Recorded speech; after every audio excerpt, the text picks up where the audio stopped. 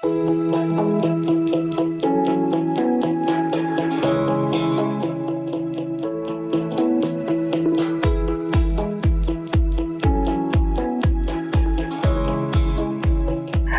back, everyone, to another episode of the accessibility edition of the Coworking Values podcast. I'm Emily Breeder, and I facilitate work in challenging circumstances. Today I have with me Jeannine van der Linden from the European Coworking Assembly. Jeannine, I understand you're one of the authors of the ECA IDEA Handbook, which stands for Inclusion, Diversity, Equity, and Accessibility. Is that correct? I think I am not one of the authors. I was the doula bringing it into being. I think it counts. Yeah, I guess so.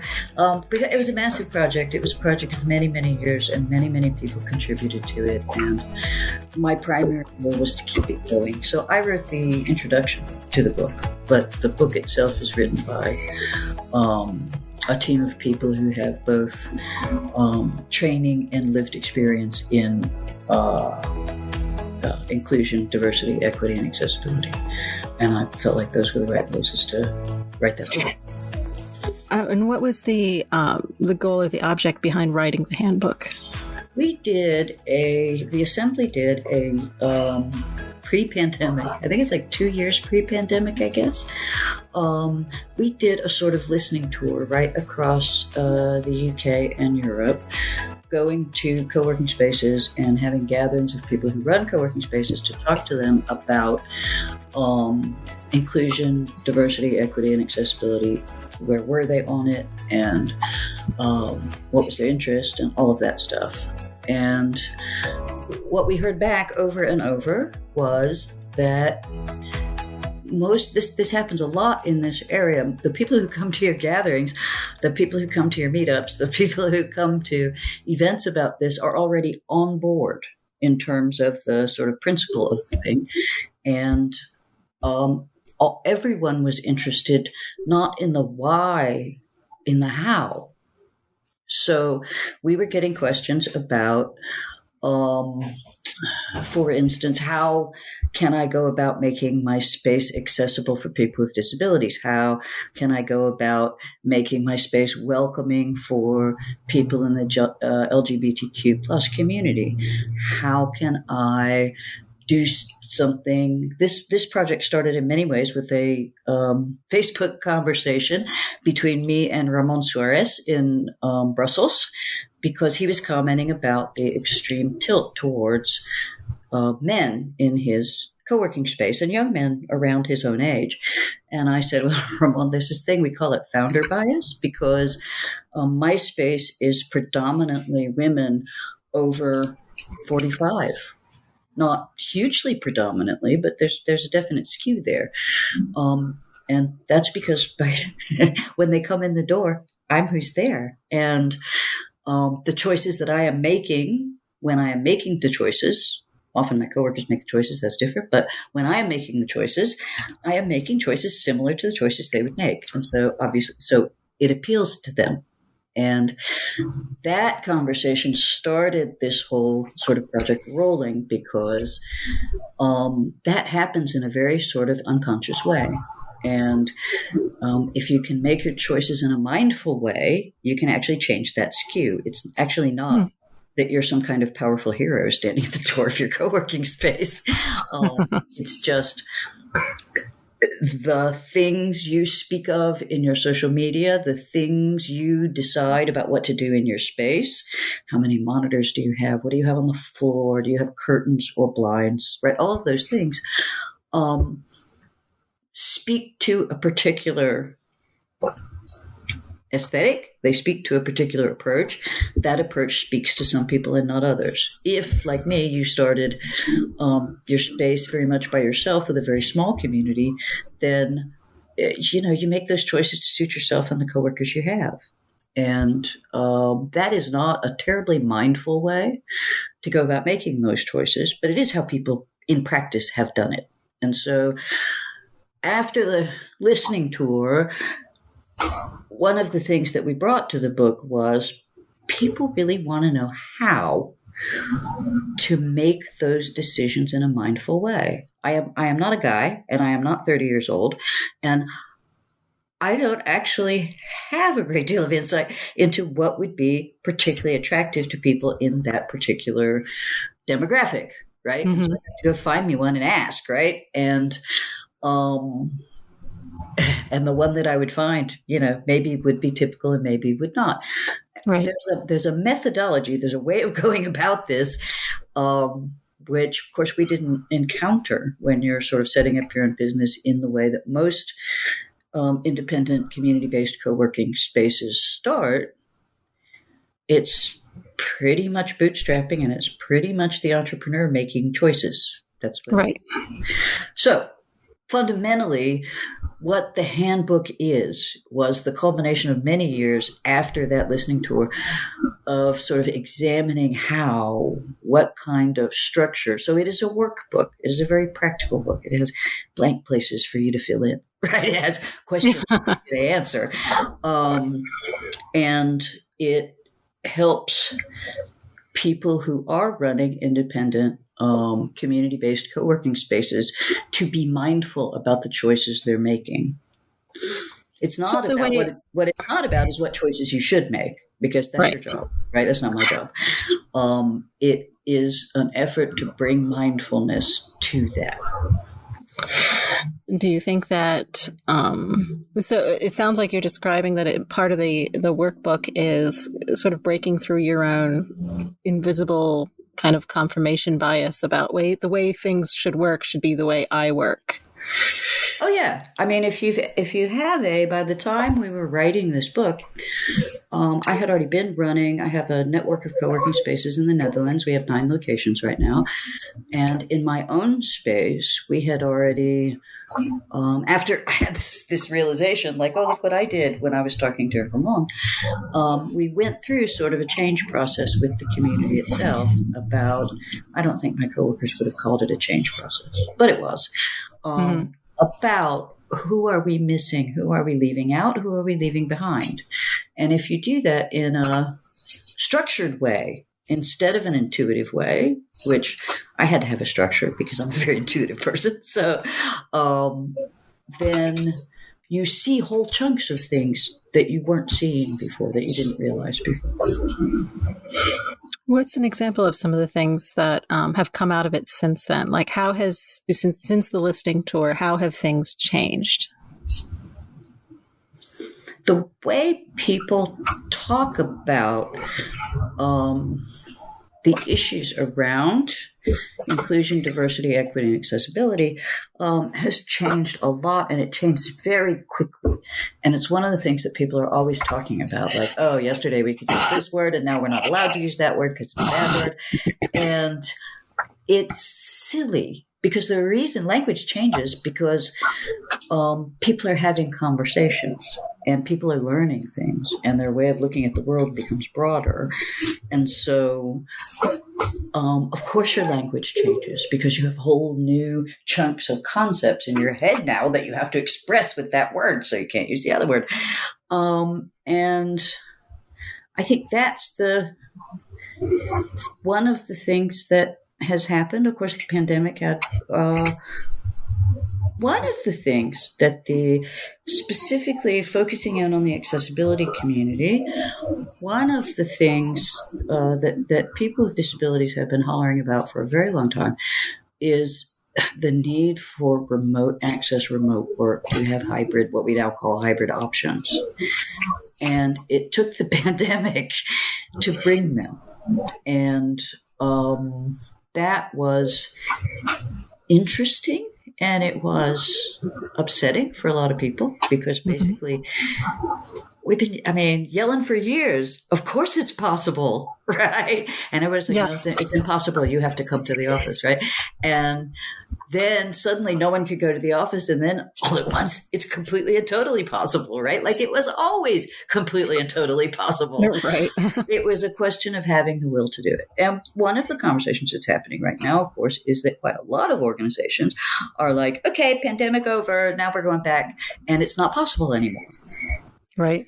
You can't walk backwards in some cases like this. Yeah. Right. And with something like this, I have to say that I mean, I wish them luck. I wish them all the best, but I don't think that it's going to be acceptable for the current labor force to go backwards. We don't go backwards. People never go backwards. Sometimes we go forward very determinedly in the wrong direction and have to course correct, but we always go forwards. This is true. What do you feel, since I know you're by birth American, but you're living in the European Union, how do you feel that the approach is different specifically to co-working around these issues in the different areas? In the United States, we have the ADA. The ADA happened when I was in school, so I'm that old. So it was I was in school, so it was actually very confrontational, the ADA.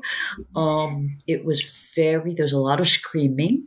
There was a lot of hollering about, how much it was costing, and this is all impossible, and it's always been impossible, and blah, blah. And it turned out it's really possible if you have a determined will to do it. So that revolution has not occurred in Europe or the United Kingdom. Definitely has not. The Netherlands adopted the UN, and now I'm in a language problem. The Dutch word is verdrag. I'm going to have to look it up. Well, while you're doing that, let me just explain to our listeners that the ADA is the American Disabilities Act, which protects the ability of people with disabilities to exist basically in this society. Right. It tries to anyway. Right. And part of, I'm trained as a lawyer. I was a practicing lawyer in Atlanta from 1993. And part of my practice was education law, which is the law of essentially building and guaranteeing the rights of students at schools through individual education programs and accommodations and all of that stuff. So that I was very much aware of. I used to teach at a law school in Atlanta the subject of education law, and actually one of my students wrote a book about it and dedicated it to me. It was like the honor of my life. I was so touched. He didn't tell me. Somebody else showed me. He never told me. They just said, "Look, this book is dedicated to you." I was like, "Oh wow, that's amazing! Wow." That was a feeling, really. So. The Netherlands, where I live, only just adopted the UN agreement on the human rights of people with disabilities like 3 years ago. And they haven't enacted it yet. And Europe has not got a legal structure. There is not a will to, as the ADA just said, you will do this now. Right?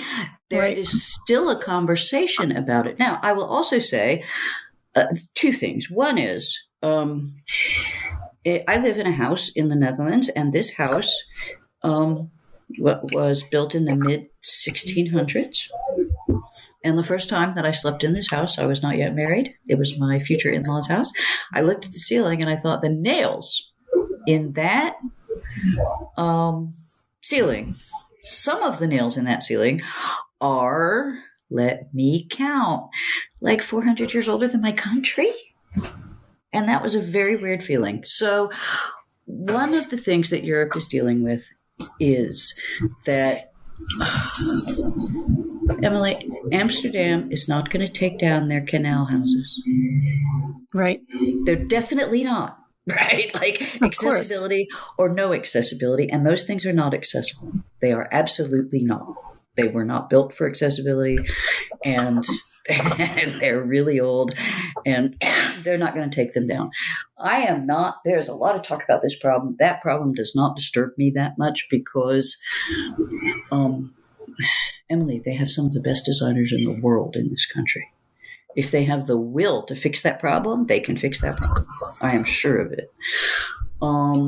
How? I don't know because I'm not a designer, but I have seen some really remarkable solutions applied in various places in Europe. So that is a thing that has to be taken into account, that in all of the capitals of Europe, much of the architecture is going to be a serious challenge to get it accessible. And the answer is not then, so we won't do it, right? The answer is how do we do it? But it is, everybody needs to acknowledge that it's a serious problem. It is a serious problem. The pipes go where the pipes go, right? The foundation is where the foundation is. And the choice, which was made often in the United States, then take it down because it has to be accessible to everyone, is simply not going to happen in Europe. In the United States, it's different. You want to take down a building that's 40 years old? Okay, no problem. Right? So, of course, yeah. There are a few buildings that are much older than that, honestly. Well, yes, I understand. But but really, I mean, the Netherlands isn't even that old. Go to Prague. If you go walk around Prague for a while, everything in the Netherlands looks like it was built yesterday. I mean, it's incredible. I mean, the ancientness of that is just astonishing. But that aside, it is an issue, needs to be addressed. It will be addressed. They have great designers. They have great architects. And if there's the will to solve this problem, they can solve this problem.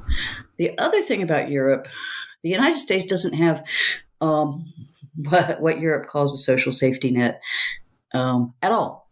Like, when I moved here as an American, I was like, yes, we have a social safety net. We definitely do. We do. But compared to the way they look at it here, for example, in the Netherlands, we have nothing. It's embarrassing, right? So the part of the issue that comes with that, if you look at it carefully, so here's the thing. If you're disabled in the Netherlands, you go to they've only just started integrating children with disabilities into regular classrooms. When I moved here, the children with disabilities went to different schools. And so they had special schools and they had special diplomas. And when they get out, they have special jobs and they have special apartments. And they have, it's just everything. So once you're in that track, you're in that track. And in fairness, your life will be good.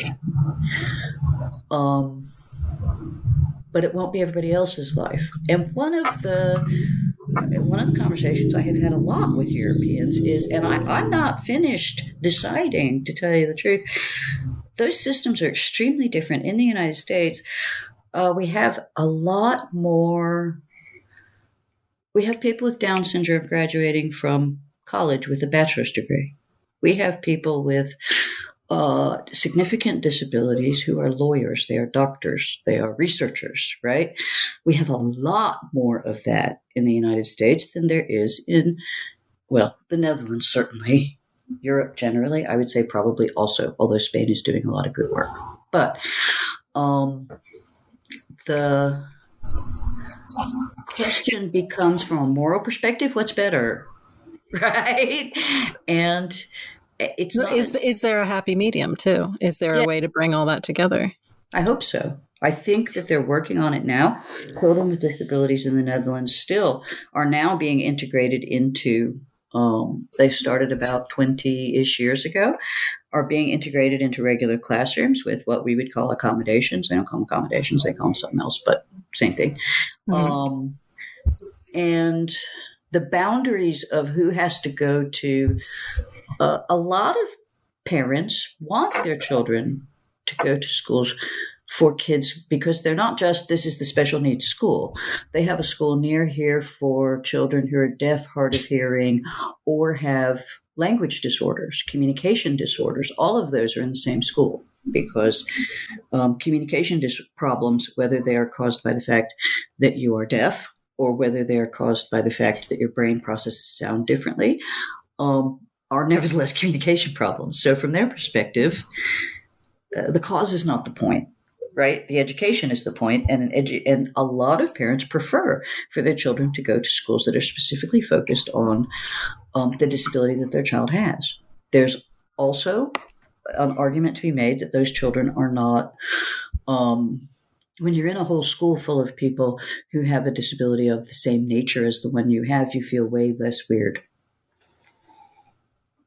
Yeah. Which is a point often made. So there's a whole conversation around all of this to be had, and I mean, we will come out. People always come out, so I'm not worried about that. But the awareness of your average guy on the street about issues of accessibility, at least in the Netherlands where I am, but in my sense is over most of Europe, is not actually that great, because they have been accustomed for some generations to these parallel tracks. Right. Well, it's a lot to think about and a lot to piece together. There are certainly many sides and many factors that come into it that we're going to have to work on as a society, and hopefully it will bring us together more and not push us further apart. That's not the way we want the trend to go, is it? No, that's true. I mean, one of the things about being part of the transition in the United States is the attitude towards people with disabilities changed very much from the time that I was first in, say, early grammar to middle school, and the time that I graduated from high school. Some of the benefit of integrated classrooms is that those children become adults. It's the weirdest thing. And when those children become adults, they already have experience with people with disabilities on a daily basis. Right. Maybe it's just good. Normal. They're just people that they live alongside, Yeah. Right. Exactly. Yeah. Because people with disabilities don't necessarily want special treatment. They just want equal treatment to be able to access the same things and be able to get the same kind of education that anybody else does.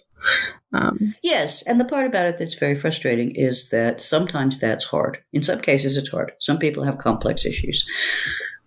In the majority, I would say, certainly during my practice, majority of cases that I ran into, listen, the only ones I got into were the ones where somebody hired a lawyer, so they were pretty hot, right? And because people don't just trot out and hire lawyers. So most of them, the accommodations that were being requested, they're not that expensive and they're not that hard. It's just different. I mean, there are three kinds of, in my opinion, there are three kinds of institutions in the world, right? There are the ones that build, there are the ones that destroy, and there are the ones that are stabilizing. And schools are stabilizing. They have always been stabilizing. They serve a stabilizing function in society. That's what they do. And so they hate change. and they fight change every chance they get. And change is work. Even if the result is that there's less work. You have to get through the stage where you're learning about the change, right? It's like when you, as an entrepreneur, if I hire somebody because I have too much work, the problem is the minute I hire them, I have twice as much work as I had before because I have to train them to do the work. Right. And then when they're trained, you have to supervise the work. You have to, look over their shoulder, make sure that quality control is happening appropriately. Absolutely. Right. And then once they're trained, you can go, hooray! And then you don't have so much work. But the initial phase, that's why I have learned hard experience here, start hiring before you need somebody. Because by the time you need them, you're going to have to train them, and then you're really not going to be getting any sleep. So yeah. And that's, I think, with most change processes, I think that's true. So it is a different perspective about disability in Europe, and yet it is simultaneously more accepting and also more categorical. Like, I think the American effort is to say we're all the same, and at least the Dutch, and I assume Europe is a big place. say we're all equal before the law. We all have equal rights to education, jobs, whatever, but we're not the same. And they really focus on that. And it's a touch off-putting when you first get here, and then you get used to it and realize they're just very practical. And it is true that, there are some things there are some differences that are irreducible. Absolutely. Yeah. The top third of the storage, this is a very trivial example, top third of the storage available in my home will never be used by me. Right? Oh my gosh, me too. Right, because I am not 5 feet tall. In European, I am not 150 centimeters tall. And so, listen, the top shelves, y'all, you can put my Christmas present up there on the top shelf and I'll never see it. Well, this has been a wonderful conversation, and I appreciate you joining us for this, Jeannine. Thank you so much, everyone, for listening to this episode of the Accessibility Edition of the Coworking Values Podcast. I am Emily Breeder, and we've been talking to Jeannine van der Linden. Jeannine, if someone wanted to reach you, would they go to the European Coworking Assembly website and send you a message there?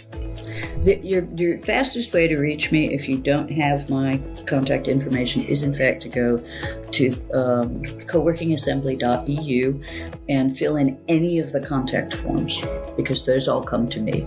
You can also contact me through our social media, the social media of the European Coworking Assembly, or any of our projects, the Rural Coworking Project, the Inclusion Project. We have a whole list of them. Those contacts go to a different person, but they will get to me. Fastest way is just fill in the contact form and tell me what you're thinking of it, because it's all wonderful. So if you'll be in London the last week of February 2024, consider attending the Workspace Design Show on February 27th and 28th. The London Coworking Assembly Breakfast Show will be held on both mornings of that event. So for details, please join the London Coworking Assembly mailing list on londoncoworkingassembly.com. Thank you so much, Jeannine, and I'll talk to you again another time. Okay, later. Bye.